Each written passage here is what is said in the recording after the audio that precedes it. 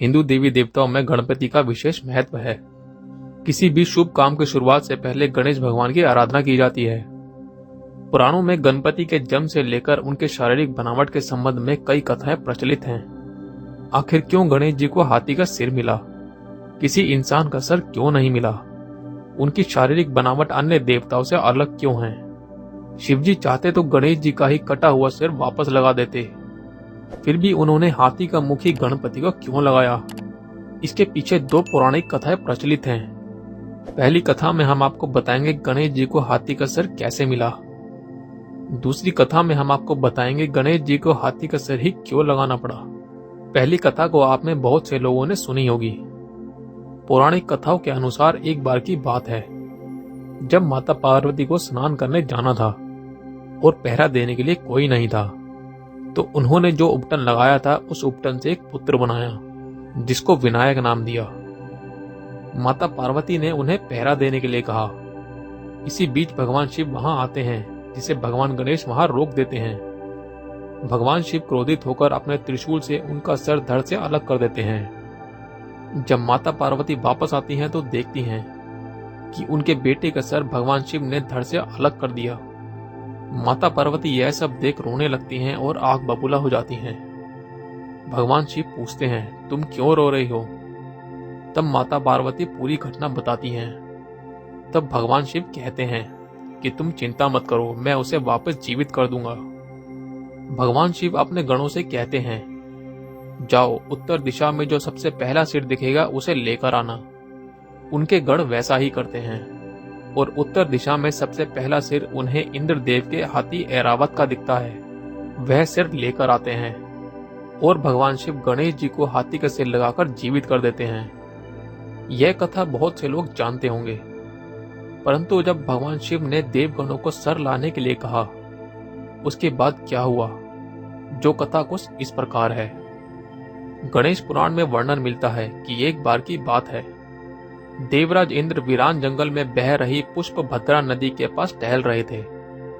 तभी देवराज इंद्र ने देखा कि वहां रंभा नाम की अप्सरा आराम कर रही है। इंद्र उसे देखकर कामुक हो गए। दोनों ने एक दूसरे को बड़े ही आकर्षित होकर देखा। तभी वहां से दुर्वासा ऋषि निकले। उन्हें देख देवराज इंद्र ने प्रणाम किया तो आशीर्वाद स्वरूप दुर्वासा ऋषि ने इंद्र को भगवान विष्णु का दिया पारिजात पुष्प दे दिया और कहा, यह पुष्प जिसके भी मस्तक पर होगा वह तेजस्वी और परम बुद्धिमान होगा। माता लक्ष्मी सदैव उसके पास रहेगी और उसकी पूजा भगवान विष्णु की तरह होगी। लेकिन देवराज इंद्र ने पुष्प का अनादर किया और उसे हाथी के सिर पर रख दिया। ऐसा करते ही देवराज इंद्र का तेज समाप्त हो गया। अप्सरा रंभा भी इंद्र को वियोग में छोड़कर चली गई। हाथी भी मतवाला होकर इंद्र को छोड़कर चला गया। वन में एक हथनी उस हाथी पर मोहित हो गई और उसके साथ रहने लगी। हाथी अपने मद में वन के प्राणियों को पीड़ित करने लगा। इस हाथी के मद को कम करने के लिए ही ईश्वरीय लीला हुई और उस हाथी के सिर को काटकर गणेश जी के धड़ से लगाया गया और पारिजात पुष्प को प्राप्त वरदान गणेश जी को मिला। यह कथा थी गणेश जी को हाथी का सिर कैसे मिला। अब आपको बताएंगे गणेश जी को हाथी का सिर ही क्यों मिला। इसके पीछे की दूसरी कथा कुछ इस प्रकार है। गज और असुर के संयोग से एक असुर जन्मा था, गजासुर। उसका मुख गज जैसा होने के कारण उसे गजासुर कहा जाने लगा। गजासुर शिवजी का बहुत बड़ा भक्त था और शिवजी के बिना वह अपनी कल्पना भी नहीं करता था। उसकी भक्ति से भगवान शिव गजासुर पर प्रसन्न हो गए और वरदान मांगने को कहा। गजासुर ने कहा, प्रभु आपकी आराधना में कीट पक्षियों द्वारा होने वाले विघ्न से मुक्ति चाहिए, इसलिए मेरे शरीर से हमेशा तेज अग्नि निकलती रहे जिससे कोई कीट पक्षी पास ना आए और मैं बिना किसी विघ्न के आपकी आराधना करता रहूं। महादेव ने गजासुर को उसका मन चाहा वरदान दे दिया। गजासुर फिर से शिवजी की साधना में लीन हो गए। हजारों साल के घोर तप से शिवजी फिर प्रकट हुए और कहा, तुम्हारे तप से प्रसन्न होकर मैंने मन चाहा वरदान दिया था। मैं फिर से प्रसन्न हूं, अब बोलो क्या मांगते हो। गजासुर कुछ इच्छा लेकर तो तप कर नहीं रहा था। उसे तो शिव की आराधना के सिवा कोई और काम पसंद नहीं था। लेकिन प्रभु ने कहा, वरदान मांगो तो वह सोचने लगा। गजासुर ने कहा, वैसे तो मैं कुछ इच्छा रखकर तप नहीं कर रहा था, लेकिन आप कुछ देना ही चाहते हैं तो आप कैलाश छोड़कर मेरे उदर पेट में निवास करो। और भोले भंडारी शिवजी गजासुर के पेट में समा गए। माता पार्वती ने उन्हें खोजना शुरू किया, लेकिन वे कहीं नहीं मिले। उन्होंने विष्णु जी का स्मरण कर शिव जी का पता लगाने को कहा। श्री हरि ने कहा, बहन आप दुखी ना हो, भोले भंडारी से कोई कुछ मांग ले तो वह दे देते हैं। वरदान स्वरूप वह गजासुर के उदर में वास कर रहे हैं। और श्री हरि ने एक लीला की। उन्होंने नंदी बैल को नृत्य का प्रशिक्षण दिया और फिर उसे खूब सजाने के बाद गजासुर के सामने नाचने को कहा। और श्री हरि स्वयं एक ग्वाले के रूप में आए और बांसुरी बजाने लगे। बांसुरी की धुन पर नंदी ने एक ऐसा नृत्य किया कि गजासुर बहुत प्रसन्न हो गया। उसने ग्वाला वेशधारी श्री हरि से कहा, मैं तुम पर बहुत प्रसन्न हूं। इतने साल की साधना में मुझ में वैराग्य आ गया है। तुम दोनों ने मेरा मनोरंजन किया, कोई वरदान मांग लो। श्री हरि ने कहा, आप तो परम शिव भक्त हैं। शिवजी की कृपा से ऐसी कोई चीज नहीं जो आप हमें ना दे सकें, किंतु मांगते हुए संकोच होता है कि कहीं आप मना न कर दें। श्री हरि की तारीफ से गजासुर स्वयं को ईश्वरीय तुल्य ही समझने लगा था। उसने कहा कि तुम मुझे साक्षात शिव समझ सकते हो। मेरे लिए संसार में कुछ भी असंभव नहीं। तुम्हें मनचाहा वरदान देने का वचन देता हूं। श्री हरि ने फिर कहा, आप अपने वचन से पीछे तो नहीं हटोगे?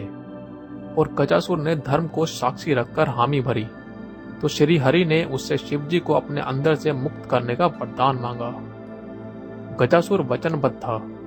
वह समझ गया उसके पेट में बसे शिवजी का रहस्य जानने वाला यह कोई साधारण ग्वाला नहीं है, जरूर स्वयं भगवान विष्णु आए हैं। उसने शिवजी को मुक्त किया और शिवजी से एक आखिरी वरदान मांगा। प्रभु, आपको उदर में लेने के पीछे किसी के अहित करने की मंशा नहीं थी। मैं तो बस इतना चाहता था कि आपके साथ मुझे भी स्मरण किया जाए। शरीर से आपका त्याग करने के बाद जीवन का कोई मोल नहीं रहा, इसलिए मुझे वरदान दीजिए कि मेरे शरीर का कोई अंश हमेशा आपके साथ पूजित हो। शिवजी ने उसे यह वरदान दे दिया। श्री हरि ने कहा, गजासुर, तुम्हारी शिव भक्ति अद्भुत है। शिव आराधना में लगे रहो। समय आने पर तुम्हें ऐसा सम्मान मिलेगा जिसकी तुमने कल्पना भी नहीं की होगी। जब गणेश जी का शीश धड़ से अलग हुआ तो गजासुर के शीश को ही श्री हरि काट लाए और गणपति के धड़ से जोड़कर जीवित किया था। इस तरह वह शिवजी के प्रिय पुत्र के रूप में प्रथम आराध्य हो गए। जब गणपति का सिर धड़ से अलग हो गया था और उसकी जगह हाथी का सिर लगाया गया। अब सवाल यह उठता है कि गणपति का असली सिर आखिर कहाँ है। लेकिन यह जानकर आप हैरान रह जाएंगे कि गणपति जी का असली सिर एक गुफा में है। मान्यता है कि भगवान शिव ने गणेश जी का जो मस्तक शरीर से अलग कर दिया था उसे उन्होंने एक गुफा में रख दिया था। इस गुफा को पाताल भुवनेश्वर के नाम से जाना जाता है। इस गुफा में विराजित गणेश जी की मूर्ति को आदि गणेश कहा जाता है। मान्यता के अनुसार कलयुग में इस गुफा की खोज आदि शंकराचार्य ने की थी। यह गुफा उत्तराखंड में पिथौरागढ़ के गोगोली हाट से 14 किलोमीटर दूर स्थित है। मान्यता है कि इस गुफा में रखे भगवान गणेश के सिर की रक्षा स्वयं भगवान शिव करते हैं। अक्सर लोग मानते हैं कि शिव तो अंतर्यामी है, तो फिर उन्होंने अनजाने में उनकी गर्दन काट दी और फिर जब उन्हें मालूम पड़ा तो उन्होंने हाथी की गर्दन जोड़ दी। किसी मानव की भी जोड़ सकते थे। जब शिव यह नहीं जान सके कि यह मेरा पुत्र है तो वह कैसे भगवान। इसके लिए भगवान शिव के संपूर्ण चरित्र को पढ़ना जरूरी है। उनके जीवन को लीला क्यों कहा जाता है? लीला उसे कहा जाता है जिसमें उन्हें सब कुछ मालूम रहता है, फिर भी वे अनजान बनकर जीवन के इस खेल को सामान्य मानव की तरह खेलते हैं। लीला का अर्थ नाटक या कहानी नहीं, एक ऐसा घटनाक्रम जिसकी रचना स्वयं प्रभु करते हैं और फिर उसमें इन्वॉल्व होते हैं, अपने भविष्य के घटनाक्रमों को खुद ही संचालित करते हैं। दरअसल भविष्य में होने वाली घटनाओं को अपनी तरह से घटाने की कला ही लीला है। यदि भगवान शिव ऐसा न करते तो आज भगवान गणेश प्रथम पूजनीय देवता ना होते और ना उनकी गणना देवों में होती।